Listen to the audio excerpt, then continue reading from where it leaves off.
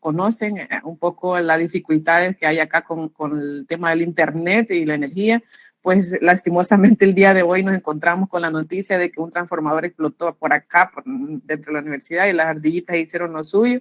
Entonces, no tenemos energía ni internet, pero estamos transmitiendo compartiendo datos desde el celular. Es probable que en algún momento quizás tengamos alguna pausita entre, digamos, el internet un poco lento, entonces, pero vamos a tratar la manera de que todo vaya fluyendo de la mejor manera, ¿verdad? Así que agradecemos, y creo que Luis, si nos confirma cuando ya tengamos lista para la grabación. Ok, muchas gracias. Muchas gracias, Luis. Vamos entonces a dar inicio. Buenos días, sean todos muy bienvenidos a esta webinar, a esta sesión de cierre de webinar de ciclo 1 2022. Esta es la segunda sesión que tenemos de esta semana de webinar. El día de ayer por ahí estuvimos desarrollando un webinar con un ingeniero químico. Ahora en esta ocasión vamos a desarrollar desde la unidad de vida estudiantil de la Facultad de Ingeniería y Arquitectura el webinar llamado Mercado Eléctrico Regional. Para poder desarrollar estas sesiones, hemos visto a bien desde la unidad de vida estudiantil invitar a diferentes profesionales formados en la Facultad de Ingeniería y Arquitectura de la Universidad de El Salvador, quienes nos puedan compartir un poco acerca de su conocimiento y experiencia en el ámbito profesional de acuerdo a sus carreras, ¿verdad? Y el interés de cada uno de los estudiantes de la facultad. También acá hay estudiantes posiblemente no solo del área de la ingeniería eléctrica, sino de otras carreras que también tienen el interés de conocer un poco del tema que vamos a compartir. Para el desarrollo de este webinar tenemos al ingeniero, el maestro Gabriel Deras, quien nos estará acompañando para desarrollarlo. Pero antes de cederle la palabra, sí me gustaría que lo conociéramos todos, que conociéramos un poco de su trayectoria para que veamos la experiencia con la que él ya cuenta. Josué Gabriel Deras Campos, su nombre completo, es ingeniero eléctrico, graduado de la Universidad de El Salvador, con mención de honor por el promedio más alto y ser un estudiante sobresaliente en la Facultad de Ingeniería y Arquitectura de la UES. Además, posee una maestría de la Universidad Nacional Autónoma de México, UNAM, con orientación al sistema eléctrico de potencia. También graduado con mención honorífica de la maestría. Gabriel Deras inició su experiencia laboral como ingeniero junior en Grupo Pelsa, también como ingeniero de operaciones y mantenimiento en Sideca SADCB. También dentro de su experiencia ha sido analista de programación de energía en el ente operador regional EOR. Actualmente es analista de derechos de transmisión en el ente operador regional. Además de su nivel académico que ya mencionábamos, también Gabriel Deras ha desarrollado y ha participado en diferentes proyectos de investigación en el área de la ingeniería eléctrica y también posee otras formaciones como cursos, programas en los que él se ha desarrollado siempre en el área de la ingeniería eléctrica. Para poder conocer un poco del tema que nos va a compartir el ingeniero Gabriel Deras en esta ocasión, el mercado eléctrico regional, vamos a cederle la palabra, Gabriel, y pues el espacio es todo suyo, agradeciendo siempre la oportunidad y la disponibilidad de tiempo para acompañarnos en este webinar. El espacio es suyo. Gracias, Erika, por esa tan calurosa bienvenida y presentación. Para mí es un honor regresar al alma mater, a la Universidad de El Salvador. Pues obviamente le tengo mucho cariño. Espero que esta presentación esté a la altura de tan prestigiosa institución. Es una presentación, la verdad, un poco cargada. La vamos a recorrer, espero yo, completa. Pero de todas maneras, si hay alguna pregunta en el camino, la pueden hacer con ninguna pena, con mucho gusto nos paramos. Me pueden interrumpir pues en cualquier momento. ¿Me pueden confirmar si ven la presentación, por favor? Sí se ve. Sí se ve. Okay. Bueno, empezamos entonces. El mercado eléctrico regional.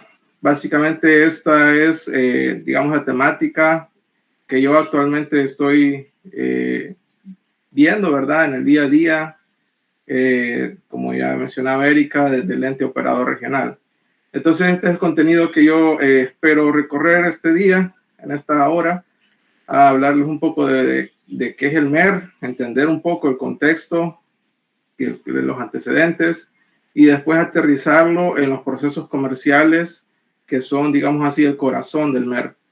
Entiéndase por el predespacho regional, las conciliaciones de transacciones y las subastas de derechos de transmisión. Finalmente voy a enseñar unas pequeñas estadísticas para que nos tengamos una idea de cómo anda el MER. Entonces empezamos con los antecedentes y contexto.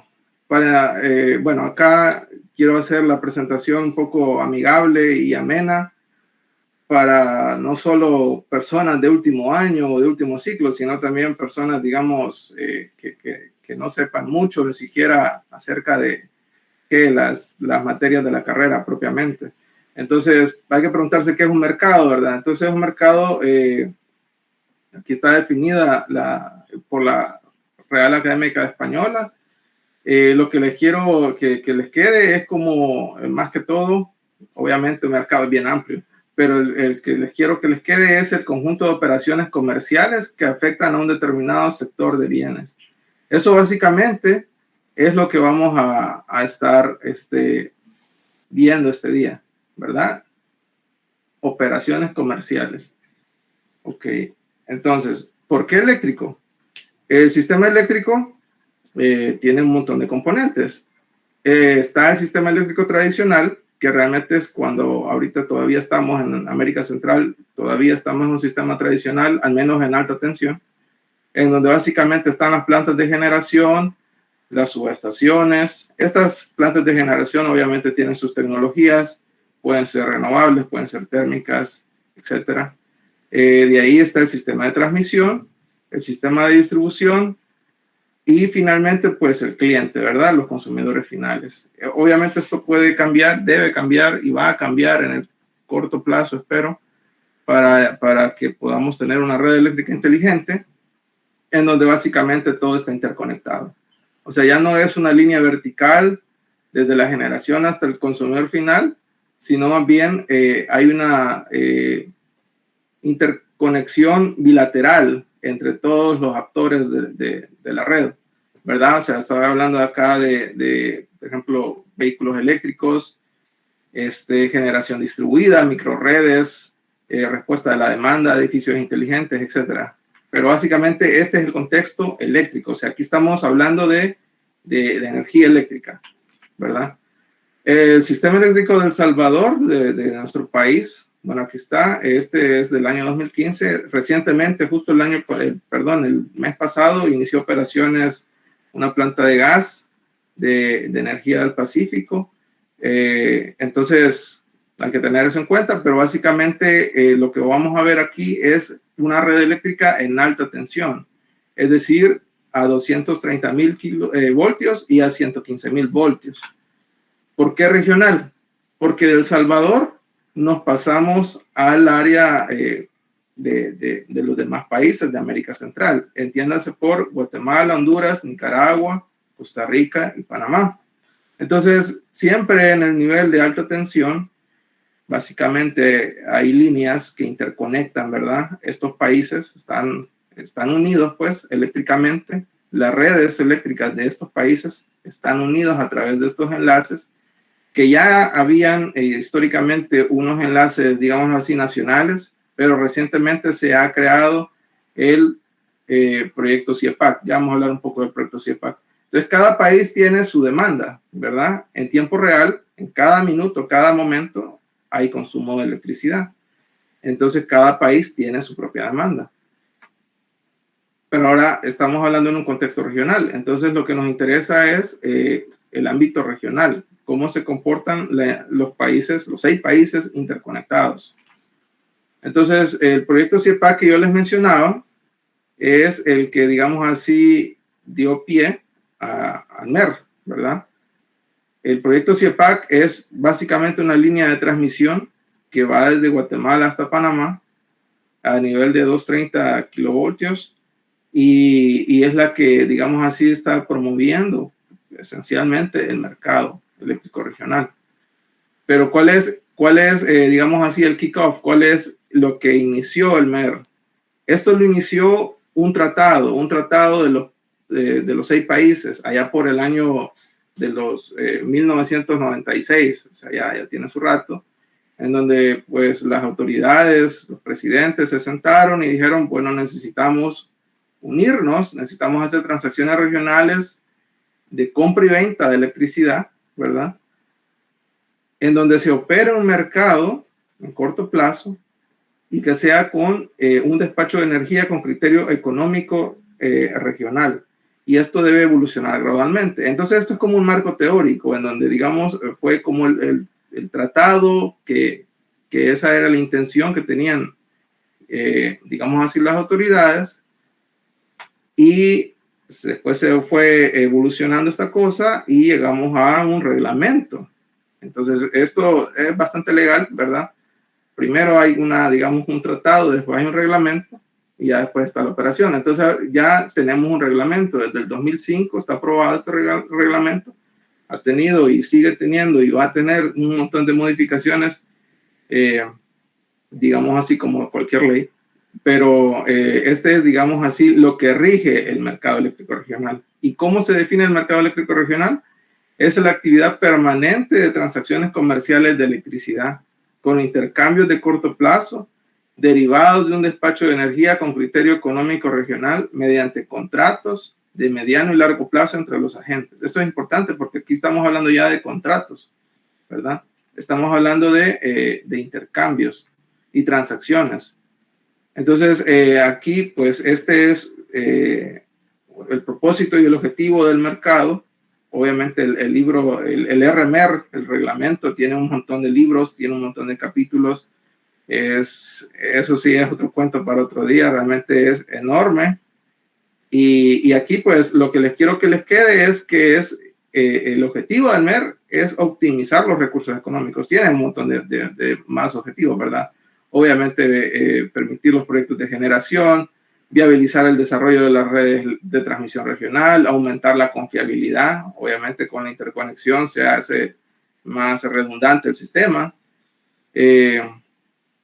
más seguro, se conservan los criterios de calidad, seguridad, desempeño.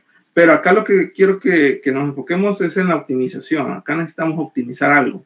Necesitamos optimizar ¿qué cosa? Los recursos energéticos. Ok, ¿y cómo vamos a hacer esto? ¿Quién lo va a hacer? Entonces, aquí es donde vienen los organismos regionales. El Tratado Marco creó ciertos organismos regionales que tomó como referencia, podemos decir, a los organismos nacionales de cada país. Desde Guatemala a Panamá, cada país, pues obviamente tiene su propia regulación nacional. Por ejemplo, El Salvador. El Salvador está, si se dan cuenta, está la CIGET, que es la que regula el mercado nacional, está la unidad de transacciones, que es la que opera, está el CNE, básicamente es el que hace la política de energía, la política energética del país, y está el TESAL, ¿verdad? Que es el que ve las líneas de alta tensión.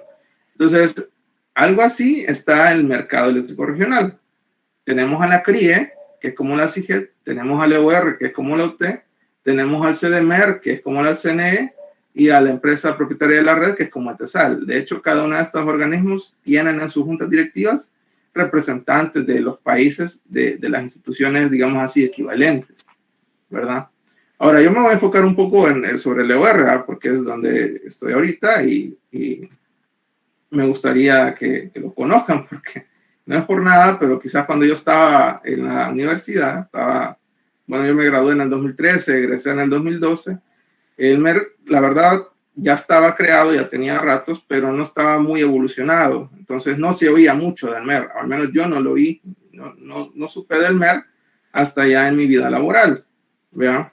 Entonces, sí es bueno que los estudiantes pues vayan conociendo un poco del contexto y la historia de cuáles son las instituciones, qué es lo que hacen esas instituciones, para ir viendo dónde está, pues sí, las oportunidades laborales también, obviamente. Entonces, bueno, el EOR se creó con el Tratado Marco, como les decía, está adscrito al sistema de la integración centroamericana, al SICA, ¿verdad? Y los objetivos del EOR pues son muchísimos. El EOR es una institución que tiene un montón de aristas, pero las que vamos a ver aquí principalmente es el despacho regional de energía realizado con criterio económico, procurando alcanzar niveles adecuados de seguridad, calidad y confiabilidad, ¿verdad? Básicamente la gestión comercial de las transacciones entre los agentes del mercado. Entonces, el EOR, pues, como toda institución, pues tiene su misión, tiene su visión, tiene sus valores. Está ahorita certificado por la ISO 9001. Entonces, por ejemplo, la misión es unimos la energía de la región, facilitando el abastecimiento energético seguro, económico, sostenible de los habitantes de América Central. O sea, aquí tenemos que pensar un poco a nivel regional, no solo es El Salvador, sino que es todas las regiones de Guatemala hasta Panamá, ¿verdad? Entonces el EOR pues tiene su organigrama, por ejemplo, obviamente tiene su junta directiva, esto es un poco vertical, de ahí sigue la dirección ejecutiva y tiene sus gerencias. Como les decía yo, cada gerencia, bueno, el EOR tiene muchas aristas, cada gerencia ve cada una de esas aristas. La que vamos a estar viendo acá más que todo es la gerencia del mercado, que precisamente es la que administra el mercado eléctrico regional. Hay otras gerencias, como la técnica de operación del sistema, que ve cuestiones de operación en tiempo real, las validaciones eléctricas, etc. Pero acá yo me voy a concentrar en el predespacho regional, entonces ya podemos empezar a hablar un poco de las transacciones comerciales. ¿Qué es el predespacho regional? Entonces, bueno, aquí está la definición, ¿verdad? El predespacho regional es la programación de las transacciones de energía y de la operación del sistema para el día siguiente, el cual se realiza por periodo de mercado. O sea, el día siguiente, esa es la clave. Quiere decir que todos los días va a haber un predespacho, 365 días del año, siempre, todos los días hay un predespacho. ¿Y cómo se hace? Se hace un día antes al día de operación. Entonces, por ejemplo, el día de hoy se va a estar realizando el predespacho de mañana, ¿verdad? Del día de operación del jueves 23 de junio, ¿verdad? ¿Cómo? Básicamente, esto es como un séptimo mercado. Es una superposición de mercados. Cada país, hay 6 países, cada país tiene su propio mercado nacional, ¿verdad? Entonces el MER es como un séptimo que cae sobre esos 6. Tiene que respetar, obviamente, las transacciones nacionales, las regulaciones nacionales, etcétera, y de hecho depende de ellas, porque las ofertas que se ponen en el MER están directamente relacionadas al despacho nacional de los países. Entonces es como un séptimo mercado, básicamente esa es la idea. Entonces, ¿cuáles son las transacciones de energía? Las transacciones de energía del MER, el MER se divide en 2 mercados. Se divide en el mercado de oportunidad regional y el mercado de contrato regional. El mercado de oportunidad es como un pool. Agentes ofertan para vender y agentes ofertan para comprar. No importa quién, no importa quién vende y quién compra, o sea, no hay una contrapartida. En cambio, en el MCR sí hay una contrapartida, es una transacción bilateral. Yo sé que tengo un contrato con alguien, digamos así, un agente contrapartida. Entonces, hay una relación 1 a 1. En cambio, en el MOR no hay relación 1 a 1. Acordémonos de que la electricidad se compone de electrones, ¿verdad? Realmente nunca se sabe dónde van y vienen los electrones. O sea, eso es imposible saberlo físicamente hablando. La electricidad pues fluye en el camino de menor resistencia. Ese es como el principio básico de la electricidad. Sin embargo, a eso pues sí podemos hacer transacciones comerciales, como les acabo de decir, del mercado de oportunidad o del mercado de contratos. Entonces, el predespacho del MER, además del MCR y el MOR, se compone más específicamente de contratos no firmes físico-flexibles, contratos no firmes financieros, contratos firmes, ese es el MCR, De ahí el MOR, que sería el mercado de oportunidad regional, tiene inyecciones y retiros y tiene ofertas de flexibilidad, que realmente estas ofertas de flexibilidad están asociadas a los contratos. Entonces ya vamos a entender un poco qué es la flexibilidad, ¿verdad? Entonces, si quieren, empezamos a ver los contratos no firmes físicos flexibles. ¿Qué son?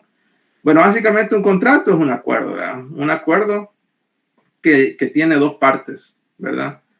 Entonces necesito dos partes, uno que vende y otro que compra. ¿Qué cosa? Bueno, la energía contratada. Ahora, esto no es gratis, ¿verdad? Porque hay pérdidas, hay que cubrir costos, entonces, de la red. Y entonces, todo esto tiene que pagarlo alguien. ¿Quién lo va a pagar? Lo que hay que pagar son los cargos variables de transmisión. Entonces, debe haber un responsable dentro de esas partes que pague ese cargo variable de transmisión. Pero ¿en qué consiste la declaración del CNFFF? Consiste en que hay un mutuo acuerdo de una energía declarada. Entonces, ambos deben tener la misma energía declarada. O sea, yo digo que quiero comprar 20 megavatios, entonces mi contraparte me tiene que vender esos mismos 20 megavatios, ¿verdad? Y tienen que haber al menos hasta 3 ofertas asociadas a este contrato. La oferta de pago máximo, que esta oferta lo que va a hacer es definir un precio máximo al cual yo estoy dispuesto a comprar esta energía. Si esa oferta se viola, por ejemplo, pueden ser, qué sé yo, $10, pero si la diferencia de precios del MER está por $11 o arriba, pues, de 10, entonces el contrato no se va a dar. Por eso es no firme. No hay firmeza. Depende del precio. Ok, entonces debe tener, podría no tener, ¿verdad?, una oferta de pago máximo. Si no tiene un pago máximo, quiere decir que usted está dispuesto a pagar lo que sea por ese contrato. Ok. Ahora, también tengo ofertas de flexibilidad, de inyección y retiro. ¿Qué significa eso? Acuérdense de que este es un mercado de transacciones comerciales, no tanto un mercado físico de energía. O sea, la energía obviamente se va a inyectar y se va a retirar en los generadores y en los centros de carga. Eso es así. Pero en el MER, en el mercado eléctrico regional, hay ofertas que hacen financieros a los contratos. Una oferta de flexibilidad para la parte vendedora es como un retiro. O sea, el vendedor va a inyectar, pero si se flexibiliza, él está dispuesto a no inyectar o dejar de inyectar más bien cierta cantidad de energía para que otra transacción en el MER pueda inyectar a un mejor precio, un precio más barato, y abastecer a la contraparte de retiro.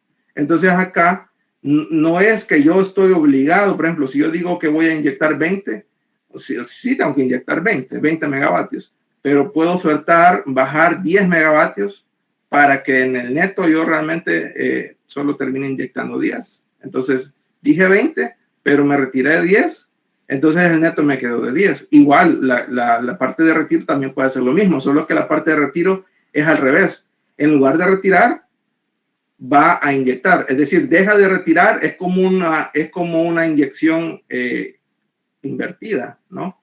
¿Están de acuerdo? Entonces, el que inyecta se flexibiliza para retirar. El que retira se flexibiliza para inyectar. Entonces, de esa manera el mercado se va dinamizando y es un mercado financiero hasta cierto punto. Porque si toda la energía se flexibiliza, digamos que si la oferta fuera de 20, en ambos lados, la energía declarada es de 20 y las flexibilidades son de 20 y todas las energías se programan, quiere decir de que yo dije que iba a inyectar 20, pero me retiré 20.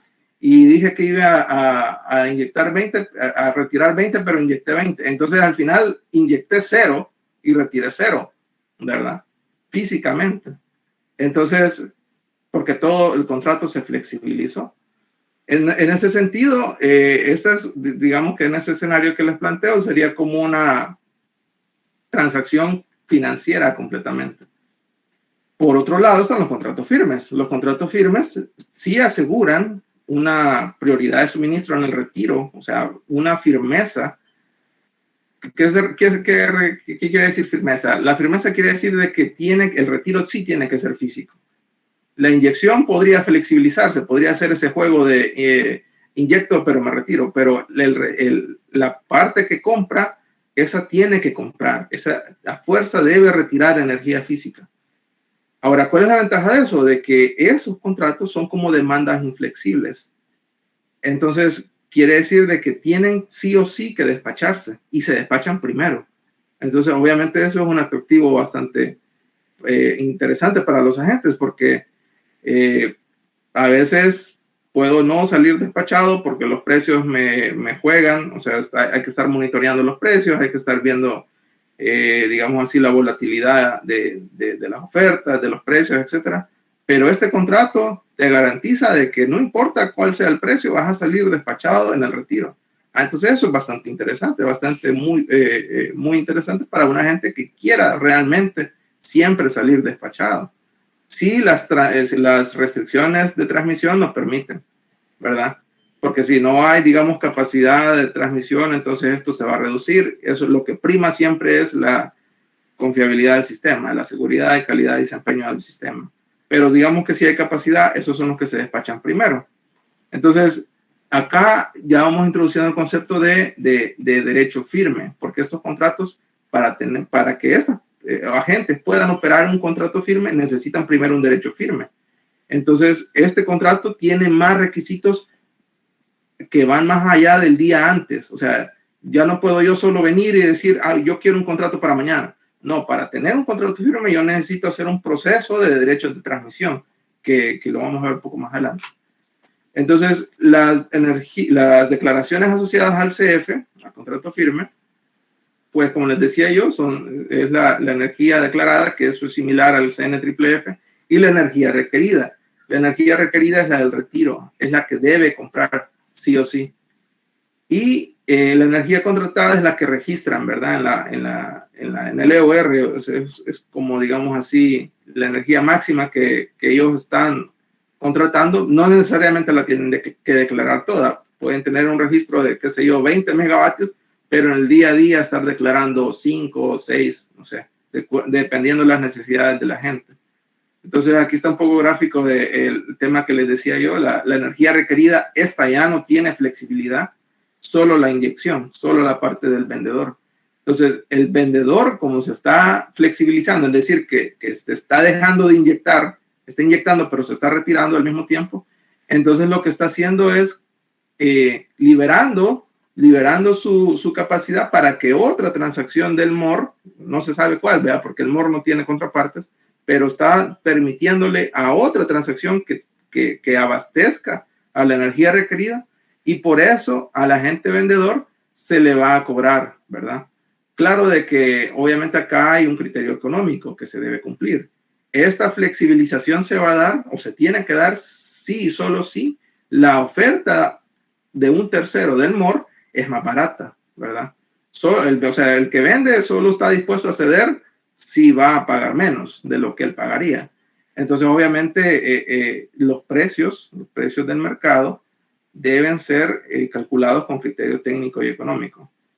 Entonces, las ofertas, ahora, dejando a un lado el MCR, vamos al MOR. Las ofertas de inyección del MOR son bien sencillas. Se dividen en 5 bloques ascendentes. Cada bloque tiene su unidad de energía y precio, ¿verdad? Entonces, las ofertas de retiro son similares, solo que son descendentes. En ese sentido, bueno, el MOR es bastante simple porque pues, no tiene contrapartes. Ahora bien, todo esto es como una licuadora. Ya teniendo todas las transacciones del MOR y del MCR y obviamente la red eléctrica, entonces sacamos las transacciones programadas. ¿Cómo lo hacemos? Bueno, en el día a día, como les expliqué, los 365 días del año, el EOR hace este procedimiento, que hasta las 10 recibe contratos, hasta las 10:30, digamos, verifica inconsistencias, a las 11:30 subsana esas inconsistencias. Los que los subsana son los agentes, ¿verdad? Los agentes del EOR solo administra. Hasta la 1 tienen que balancear los predespachos nacionales, esas son las inyecciones y retiros nacionales de cada país. A las 2:30 publica ya el resultado para mañana, o sea, a las 2:30 en la página del EOR ya debe estar el predespacho publicado para mañana de manera preliminar, porque pueden haber ajustes. hasta las 16:15. Ya a las 17 horas ya tiene que estar el predespacho definitivo para mañana. Si hay un redespacho, entonces, bueno, a cualquier, digamos, modificación en la red, cambios topológicos, pérdida de generación, qué sé yo, recuperación de generación, que son causales que podrían cambiar las condiciones eléctricas del sistema, los operadores del sistema y del mercado, que se llaman OSIM, pueden solicitar un redespacho, pero ya después de las 5, ¿verdad? Si ellos saben las condiciones a priori, pues lo deben de hacer en estos periodos de tiempo, ¿verdad? Si no, se va como redespacho o todavía lo podrían hacer como ajuste en este periodo de tiempo de casi 2 horas, ¿verdad?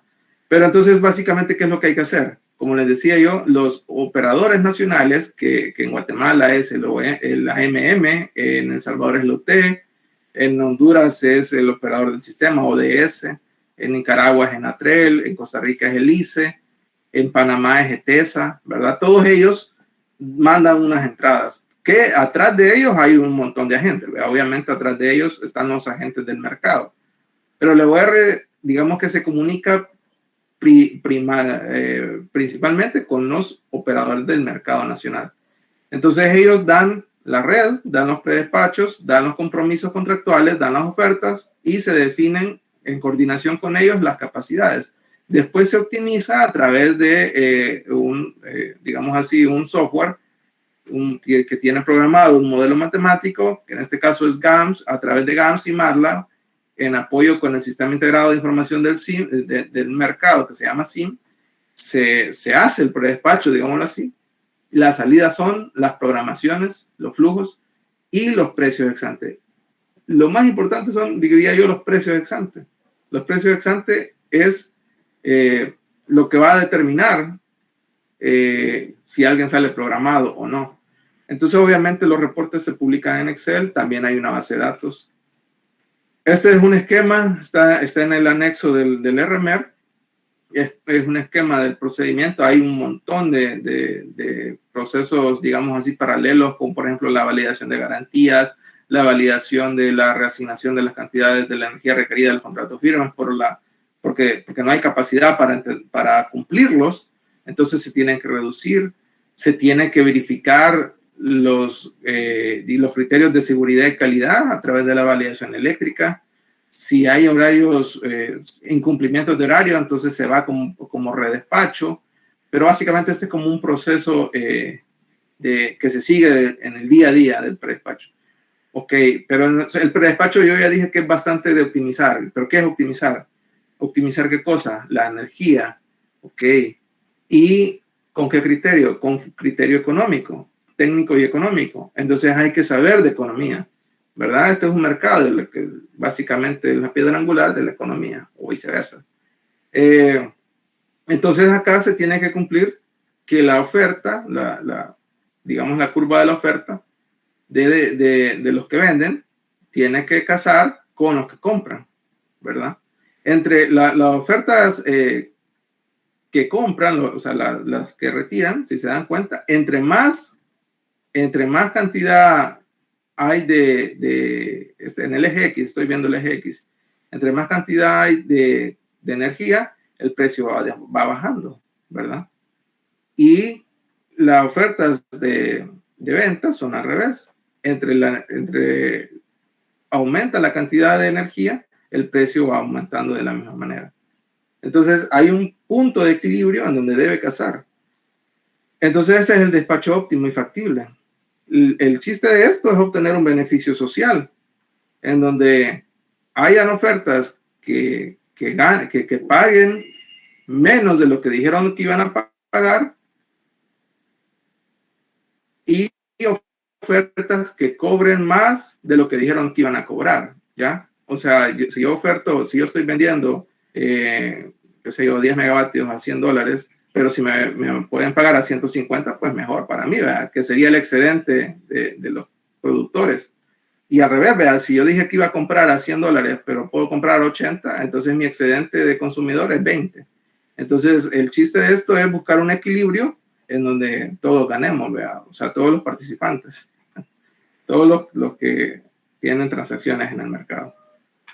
Entonces, ¿esto qué es? Este es un mercado basado en costos o basado en precios. Bueno, acá lo que prima, digámoslo así, son los precios, obviamente. Acá no hay orden de mérito, sino que en cada nodo de la red, que son como 500 y pico nodos de la red en América Central, cada uno de esos nodos tiene un precio. Y cada uno de esos precios ex ante, porque son de un día antes, dependen de la voluntad económica de los agentes, o sea, las ofertas que ellos hagan, las pérdidas de transmisión y las congestiones. Entonces acá hay algo que se llama, digamos así, multiplicadores de Lagrange. Acá los precios nodales para cada periodo de mercado serán determinados directamente por el algoritmo de solución del predespacho, como los multiplicadores de Lagrange de la restricción de balance de inyección y retiro para cada nodo de la RTR. O sea, las variables duales del programa de optimización. ¿Y qué es Lagrange? O sea, ¿qué es eso? Entonces aquí es donde necesariamente a uno le debe de gustar la matemática, o por lo menos entenderla. Porque detrás de esto, del mundo de la optimización, hay algo que se llama investigación de operaciones. Es una disciplina que se ocupa en tomar las mejores decisiones, ¿verdad? Hay un trasfondo matemático de esto. El chiste es optimizar una función objetivo que está sujeta a restricciones. Entonces es como un sistema de ecuaciones que uno debe resolver. Pero si yo tengo más variables que ecuaciones, entonces tengo digamos así, un rango de soluciones. No, la solución no es única. Entonces hay soluciones mejores, hay unas soluciones que son mejores que otras. Todas son soluciones, pero hay una solución que es óptima y además es factible. Entonces ese es el chiste, encontrar la optimalidad del sistema. ¿Y cuál es ese? Bueno, si se acuerdan, o no sé si ya llevaron esas materias, para encontrar el punto óptimo de una función es cuando la derivada es cero, ¿verdad? Cuando, digamos, en la curva la pendiente es cero, o sea, no hay pendiente. Entonces ese es el punto óptimo. Es como un mínimo o un máximo, dependiendo si yo quiero maximizar o minimizar. Entonces, en este caso, en el MER, lo que estamos haciendo es maximizar. ¿Verdad? ¿Qué estamos maximizando? Las ofertas, ¿verdad? Estamos maximizando los megavatios hora de las transacciones de inyección, retiro, de los contratos firmes, no firmes, a los precios ofertados. Entonces, estamos maximizando eso. ¿Sujeto a qué? Bueno, a las restricciones del balance de la potencia activa del sistema.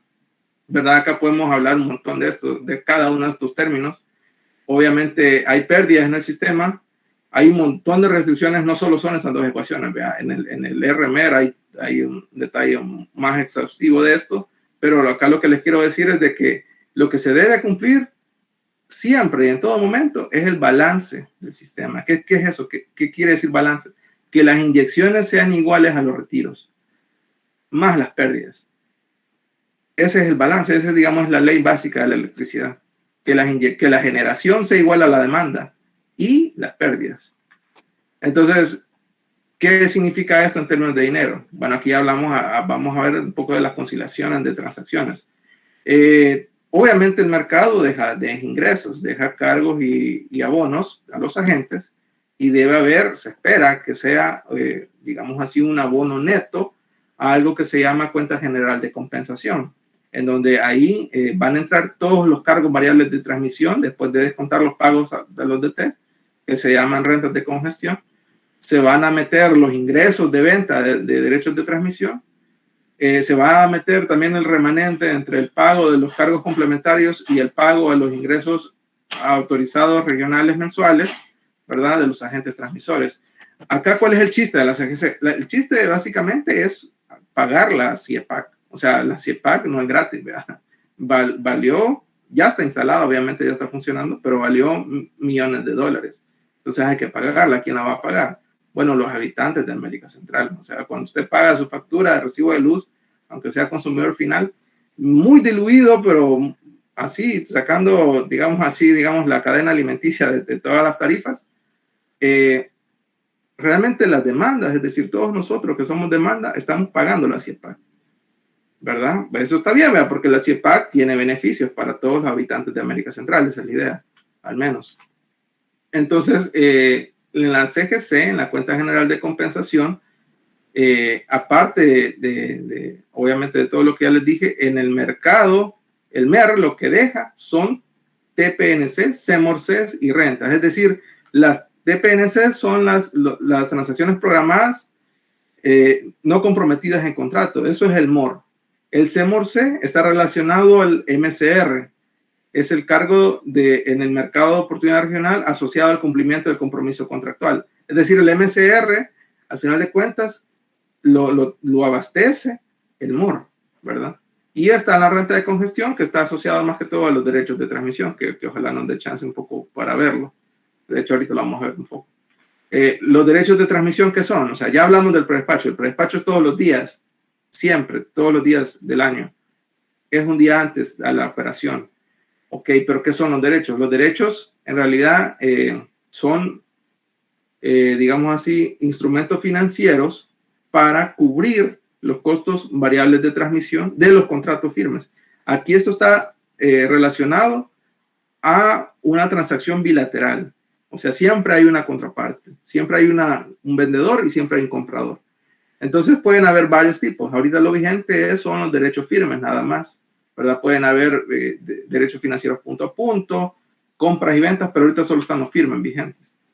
La idea de esto es que el derecho firme le dé prioridad de suministro a un contrato firme respecto a otras transacciones, ¿verdad? Y que el CEMORCE, que es un cargo del contrato, se equipare a la renta del derecho. Entonces, la renta es como un abono para la gente y el contrato es como un cargo para la gente. Entonces, el CEMORCE es como, imagínense que una gente, pues obviamente tiene un pantalón con 2 bolsas, ¿verdad? De una bolsa tiene que sacar dinero para pagar el CEMORCE, pero va también a recibir la renta y se la va a meter en la otra bolsa. Entonces, al final de cuentas, ese dinero que yo saqué de una bolsa es el mismo que yo voy a recibir para la otra bolsa de mi pantalón. Entonces, al final no pagué nada. Entonces, obviamente, este es un beneficio maravilloso para los derechos, para la gente, perdón, que es titular de un derecho, porque queda completamente libre de cualquier cargo de variable de transmisión. Él está blindado a las diferencias de precios nodales. Ya no importa si las diferencias son altas o bajas. Él va a tener una renta que le va a compensar su CEMORCE. Claro que esto no es magia, pues, o sea, no es regalado, no es gratis. Él debe participar en una subasta en donde él va a pagar para adquirir a ese derecho. Entonces, acá son unas características que les dejo acá del derecho. Obviamente tienen periodo de validez, tienen requisitos, tienen energía firme, deben de tener garantías, requisitos de agentes autorizados, etc. El proceso de asignación ya no es un día antes, sino que es hasta 2 meses antes, ¿verdad? Inicia con una convocatoria para que los agentes estén, digamos, enterados de cuáles son los procesos ahorita vigentes, empiezan a hacer sus trámites, como ya les dije, de garantías, todos esos trámites administrativos, de autorizaciones, energía firme, etcétera. Ya en el mes de asignación, pues se ejecuta la subasta, se publica, hay conciliaciones, liquidaciones, etcétera, y ya inicia en rojo, aquí está en rojo, el periodo de validez del DT. Ahí es donde ya empieza, digamos así, el predespacho. Entonces, imagínense, o sea, aquí en el rojo está en predespacho y en azul y en verde, que son hasta 2 meses, los derechos de transmisión. Entonces, obviamente hay una dinámica un poco diferente con respecto al predespacho, pero está vinculada, porque el derecho es para usarlo en el predespacho. Entonces, como les decía yo, todo inicia con una convocatoria, ¿verdad? Se convoca, se presentan los nodos vigentes para presentar solicitudes, se publican las capacidades, los máximos porcentajes de pérdidas, proyecciones de precio, etcétera, para que la gente sepa cómo es, digamos así, los requisitos, cómo es el contexto de esa subasta. Hay precios mínimos con la idea de que no oferten cero, ¿verdad? De que no les salga regalado. Claro, esto no necesariamente es beneficioso, sino que es como un incentivo regulatorio para mejorar el ingreso de la transmisión. Ahorita se basa el precio mínimo en el método de medias móviles, ¿verdad? Que es como un pronóstico, es un promedio, digamos, móvil de los últimos 3 años, con ciertos pesos, ciertos coeficientes de estacionalidad, de tendencia, etc. O sea, la idea acá es pronosticar precios. Hay, digamos así, como les decía yo, las autoridades nacionales competentes que en Guatemala es el AMM, en El Salvador es la CIGED, en Honduras es el ODS, en Nicaragua es el INE, en Costa Rica es el ARECEP, ¿verdad? Autoridad Reguladora de los Servicios Públicos, en Panamá NETESA, etcétera. Entonces la gente presenta su solicitud a través del portal web del EOR, presentando todos los requisitos que ya les mencioné antes. Entonces el EOR después revisa esos requisitos si los cumple, porque si no los cumple, pues se rechaza la solicitud, simplemente ni siquiera se toma en cuenta en el proceso de optimización. Entonces, ya teniendo las ofertas aceptadas, teniendo las entradas, que son, qué sé yo, las ofertas, la red, las capacidades, entonces, similar al predespacho, ¿verdad? Se mete a un programa de optimización que también se basa en GAMS y MATLAB para básicamente generar salidas, que son las asignaciones y los importes asignados, que son Excel, ¿verdad? Obviamente también están en base de datos.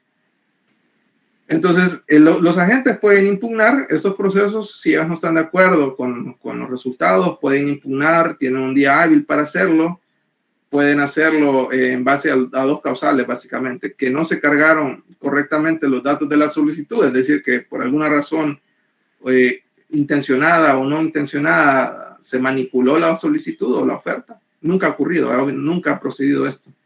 Y de que el programa de selección de solicitudes se ejecutó con datos distintos a los informados en el momento de la convocatoria. Es decir, que cuando yo publico una convocatoria, yo debo respetar esa convocatoria para que los agentes tengan seguridad jurídica. Ellos sepan las reglas del juego. No puedo cambiar las reglas del juego a mitad del camino.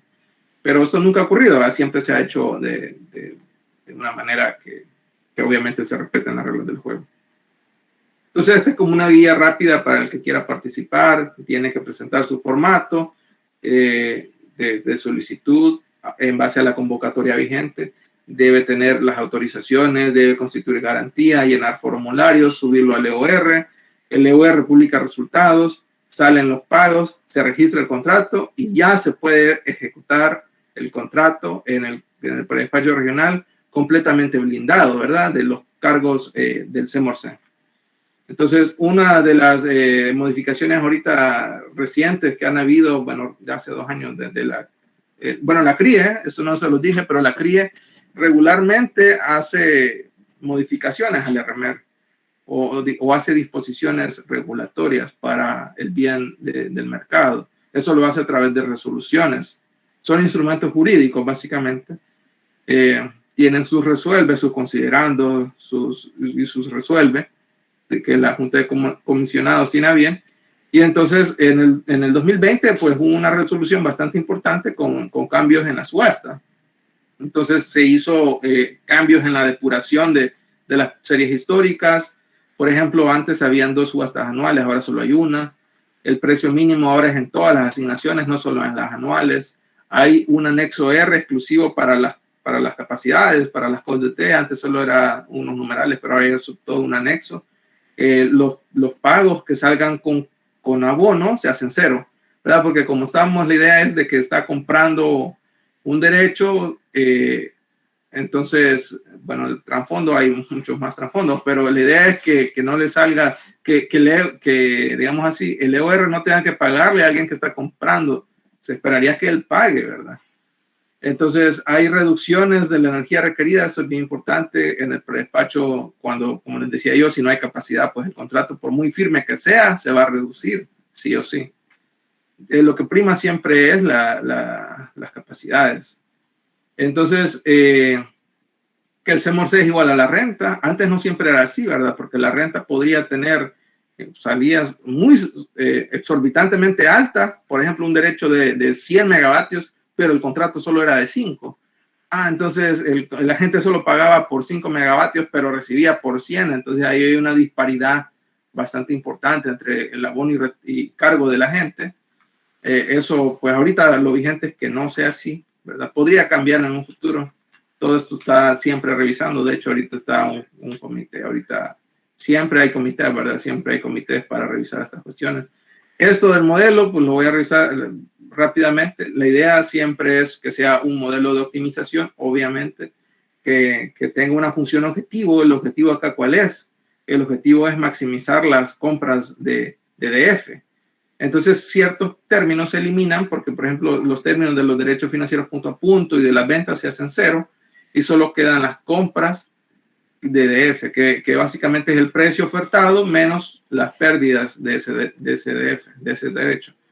Para entender, bueno, un poco acerca de en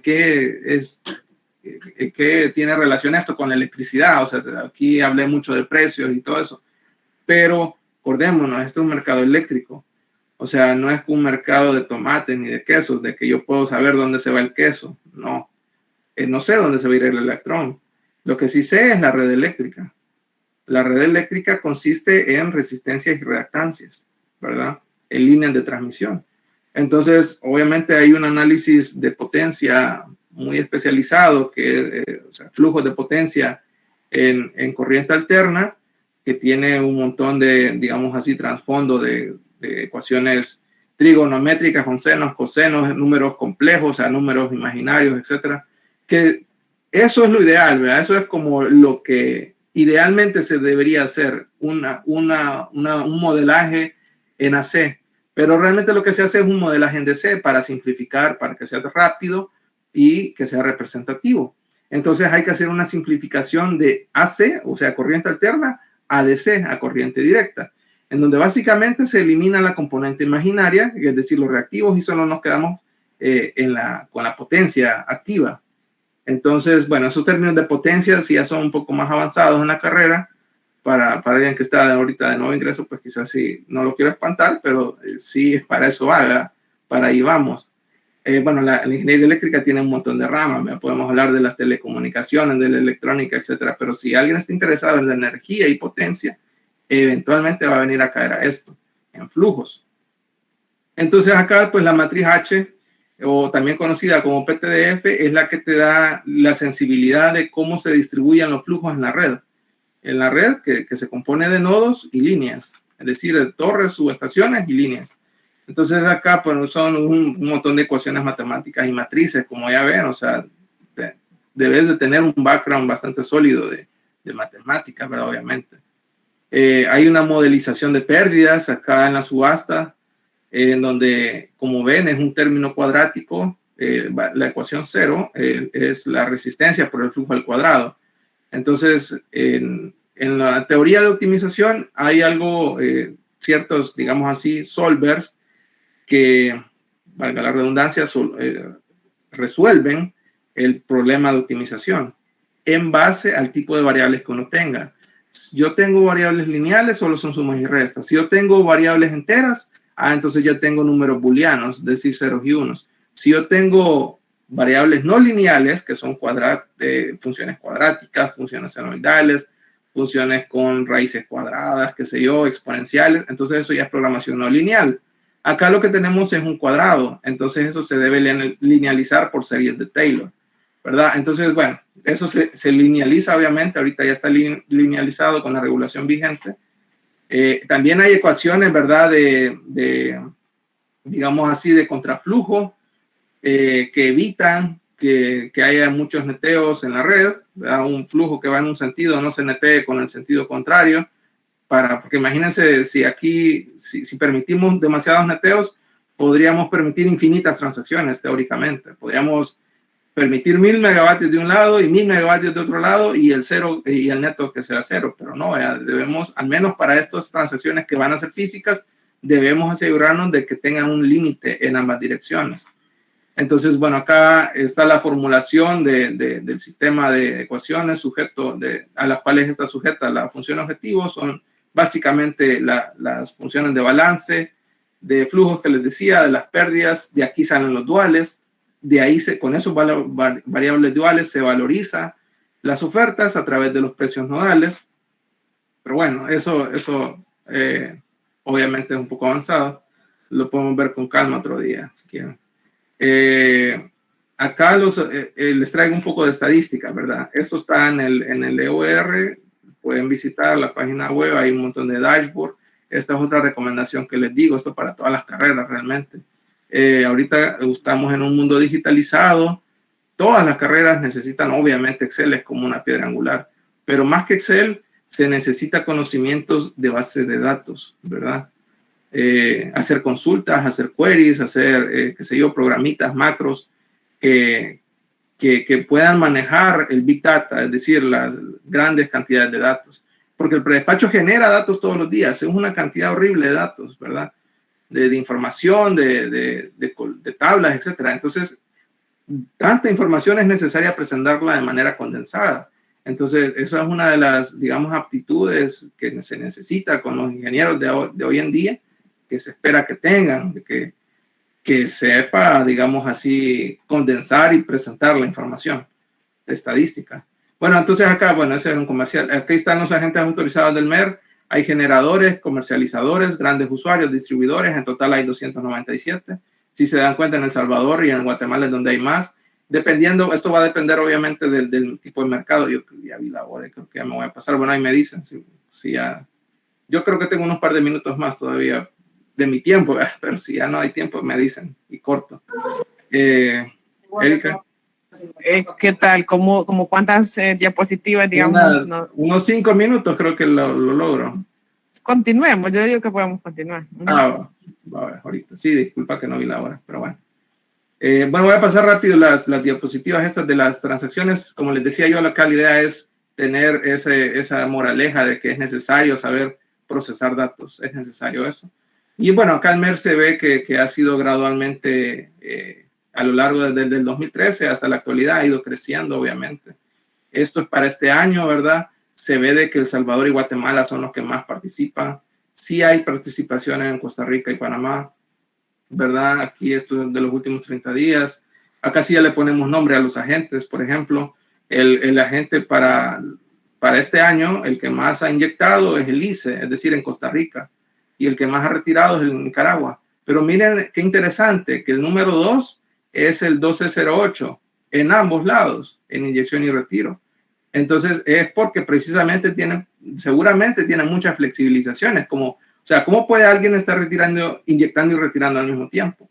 Por las flexibilizaciones, ¿verdad? Estos códigos, pues, los pueden decodificar en la página web del EOR, están ahí las referencias. Digamos, es MERELEC, en Mercados Eléctricos de El Salvador. Aquí están los precios nodales, una tendencia de cómo se ve que pueden irse abriendo los precios. Por ejemplo, aquí en mayo se ve que hay una apertura de precios, digamos así, una brecha entre los precios del sur y del norte, ¿verdad? Las estadísticas de derechos de transmisión. Acá se ve cómo han estado las asignaciones para este año. Han habido asignaciones mensuales en gris. Generalmente antes no habían casi asignaciones mensuales. Este año sí han habido asignaciones mensuales. Estoy viendo la gráfica esta de la esquina. Si se dan cuenta, han habido recortes en la energía requerida del 6%, es poco, pero sí han habido. Y hacia grandes riesgos, esto es los cargos y abonos que han dejado los derechos de transmisión. Digámoslo así, el abono, estamos hablando de 9 millones en renta de congestión, y si se dan cuenta, es lo mismo, 9 millones que está como cargo, 9.351.000 dólares, ¿verdad? En cargo. Entonces, acá este es el neteo que yo les hablaba, de que la renta se iguala al CEMORSA. Entonces, bueno, ya finalizando, yo me conecté un poco ayer y estuve viendo que el compañero de ayer pues estuvo hablando un montón de becas que me parece muy interesante y muy bueno que se hable de becas. Entonces yo nada más les quería decir 2 palabras acerca de las becas de la universidad. Yo fui becario de la unidad de estudios socioeconómicos. Entonces ahorita pues hay 3 tipos de becas: de excelencia académica. Eso es bastante difícil de lograr porque necesitas ser el mejor de los mejores, ¿verdad? Necesitas el máximo cum de la facultad. Creo que eso está complicado. De ahí está el de estímulo, que es algo más social, algo más cultural. Es decir, si vos estás en teatro, ballet, poesía, en deportes, pero de manera tiempo completo, de manera seria, entonces también puedes tener un estímulo. Y está el que yo tuve, que es el que, digamos, los mortales podemos aplicar, y el que recomendaría yo, el de los, bueno, tiene un enfoque social, ¿verdad? De situación económica, pero obviamente te obliga o te requiere que tengas un cum de 7, ¿verdad? Y que lleves toda la carga académica. Entonces, obviamente, necesitas estar a tiempo completo en tu carrera, pues dedicar full time. Bueno, será todo. Muchas gracias.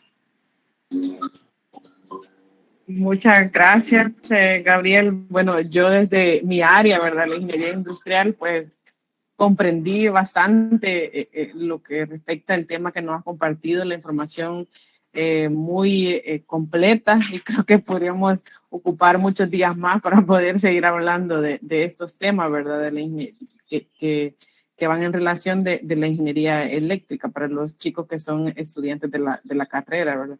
Entonces, no sé si alguno de los presentes tendrá alguna consultita, podemos dar un espacio para alguna consulta que quieran hacerle llegar al maestro Gabriel Deras.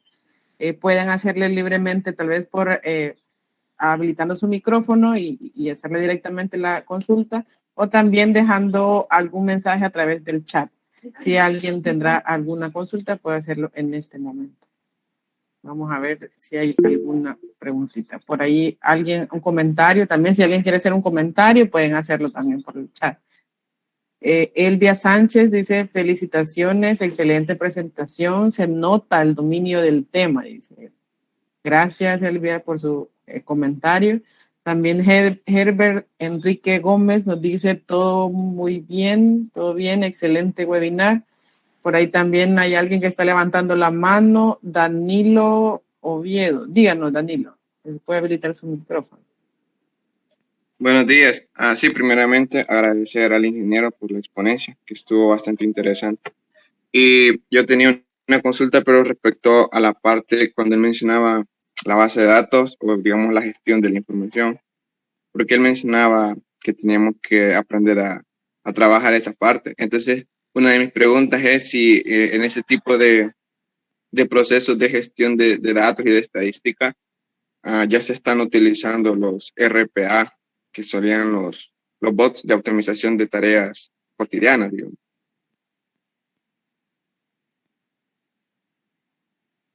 Muy interesante la pregunta. Fíjate que lo que se hace son procedimientos Oracle, ¿verdad? Que se corren automáticos, y también algo que se llama Tableau. Tableau es, digamos así, es una conexión también automática a la base de datos, que es parecido a Power BI, ¿verdad? Para los que ocupan bastante Office. Entonces, ahí básicamente es una conexión constante que te está haciendo consultas, digamos así, regulares, día a día. Como acordate que el predespacho se publica a ciertas horas del día, entonces ya sabe a qué horas ir a consultar los resultados y actualizarse. Entonces, pero para llegar a ese punto de automatización se debe tener ya las consultas preestablecidas y precodificadas. Entonces, bueno, tal vez esta parte no es mi expertise del RPA, creería que no está implementada, pero esto básicamente es Tableau. No sé si te ayuda. Okay.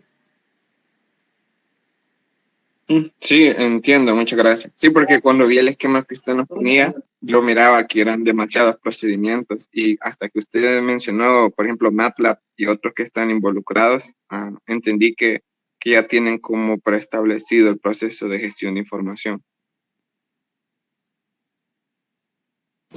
Muchas gracias, Danilo, por su consulta.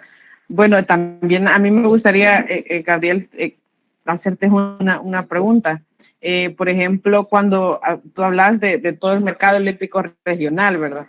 En esta área de mercado eléctrico se refiere los datos estadísticos y la información que se tiene es en relación a la generación de todos los tipos de energía que existen, o es específicamente en relación a la energía hidroeléctrica.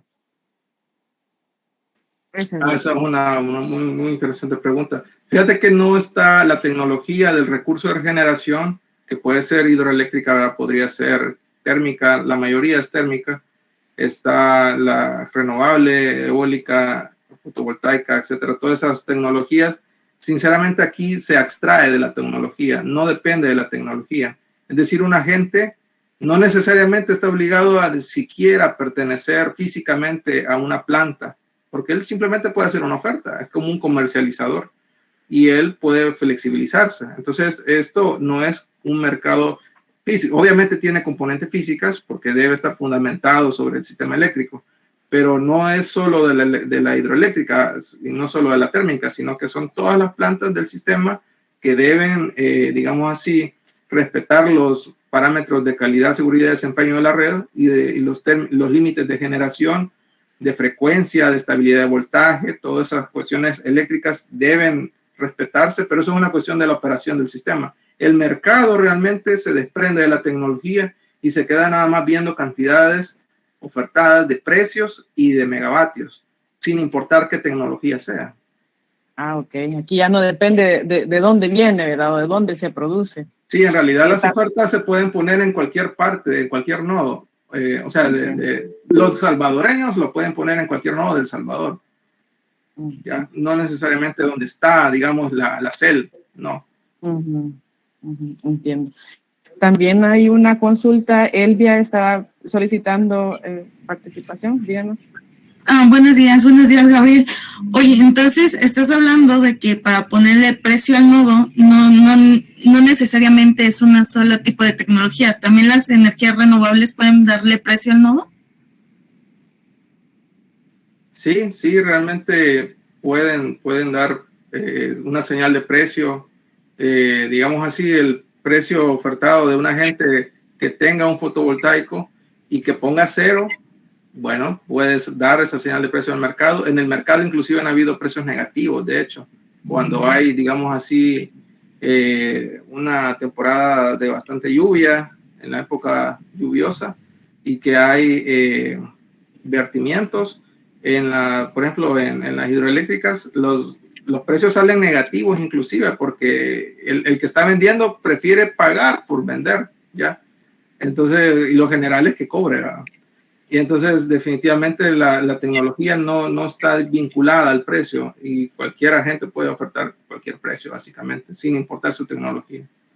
O sea, sin importar tecnología puedes vender y ser despachado también. Sí, realmente. Ok, gracias. Ok. Muchas gracias, Elvia, por su consulta. Nada más un comentario de parte de José Roberto. Nos dice, buena ponencia, el maestro de Eras. Tema muy interesante en el mercado eléctrico de todas las transacciones de generación de energía eléctrica. Bueno, y también aprovechando el espacio, maestro Deras, también hace poco a nivel nacional se dio un caso, que justamente yo estaba recordándolo porque estuve durante esa jornada, estaba en clases y se fue la energía eléctrica en todo el país, a nivel nacional se fue. ¿Qué fue lo que pasó en ese momento? Tal vez si tiene por ahí la información que nos pueda compartir, aprovechando que tenemos acá el espacio, ¿verdad? Sí, son fallas regionales en las generadoras. Básicamente hay temas de estabilidad de frecuencia, ¿verdad? Bueno, también hay fallas eventuales, fortuitas, ¿verdad? Que se va una línea, una falla eléctrica, se cae una torre, eso nadie lo puede controlar. Como ahorita que la ardilla, pobrecita, explotó el transformador, hay fallas que realmente son fortuitas. Hay otras fallas que son por la seguridad de los generadores, o también pueden haber pérdidas de demanda, pérdidas de centros de carga, digamos una fábrica que tiene una falla en una máquina, se dispara, pero si su demanda era bastante grande, entonces el sistema pierde su balance eléctrico y entonces todo se va en cadena, es como un dominó. Entonces han habido bastantes eventos recientes, ¿verdad? Yo creo que fue en Honduras que hubo, bueno, tendría que ver el tema específico, el día específico, pero sí, digamos que pueden haber un montón de fallas.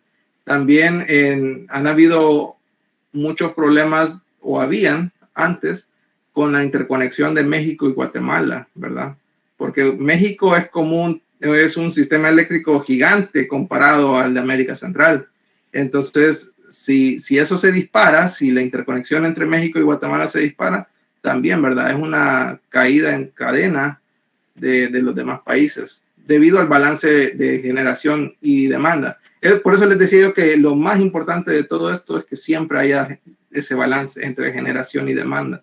Entonces, básicamente las fallas ocurren porque se pierde ese balance en algún lado de la red, ¿verdad?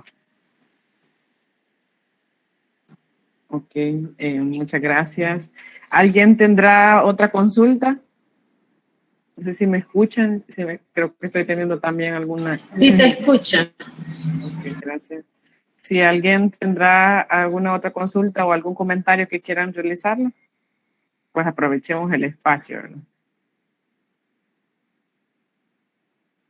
Si no hay, veamos. Gracias a los que comentaron por ahí. Gracias. Creo que para ir cerrando el espacio, agradecer al maestro Deras por la disponibilidad del tiempo. La verdad que es un tema bastante interesante y lastimosamente, debido a que, como comentaba inicialmente, estamos como en cierre del ciclo, entonces todavía los estudiantes están así como salvando algunas asignaturas, ¿verdad? Entonces, es probable que no pudieron conectarse a la sesión, pero como les comentábamos inicialmente, hemos grabado la sesión para poder compartir posteriormente a través de nuestras redes sociales y que más personas y más estudiantes de la carrera este tema bastante interesante. Nuevamente agradeciendo al maestro Deras por compartirnos esta información tan importante para todos los estudiantes de la carrera de Ingeniería Eléctrica y también los demás estudiantes que participaron, ¿verdad? No sé si quisieras agregar algunas palabras antes de cerrar con la sesión, Deras, maestro Deras. No, muchas gracias, nada más nuevamente. Y muchas gracias por el espacio y a la orden, cualquier actividad próxima.